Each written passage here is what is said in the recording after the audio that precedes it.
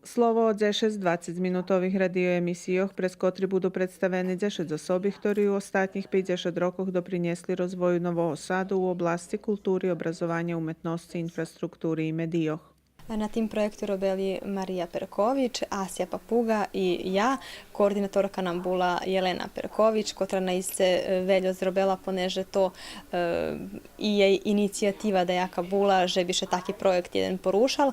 Pre 100 emisiji hodnočutco su trudniki i kolegove hvareli o tvorčosti Pavla Žilnika, Ivana Kovača, Irini Davosir Matanović, Đuripa Parhaja, Irini Hardi Kovačević, Mirona Kanjuha, Melaniji Rimar, Miroslava Plančaka, Miroslava Vislavskija i Mihaila Dudaša. Jest veljo vesej osobi, ktorí habeli išli do Novim Sadze, a Rusnaci su, ali mi mušeli še odlučiti za to ti zešec.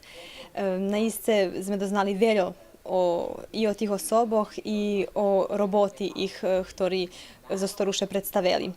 O tim projektu, ktorý realizovani zo finansijnu potrimovku Horodskej upravi za kulturu Novi Sad i medijnu potrimovku Radio Nového Sadu, javnej medijskej ustanovi Radio Televiziji Vojvodini, na konferenciji za novinaroh bešedovali Martica Tamaš, Jelena Perković, Sanja Marković i Miroslav Vislavski.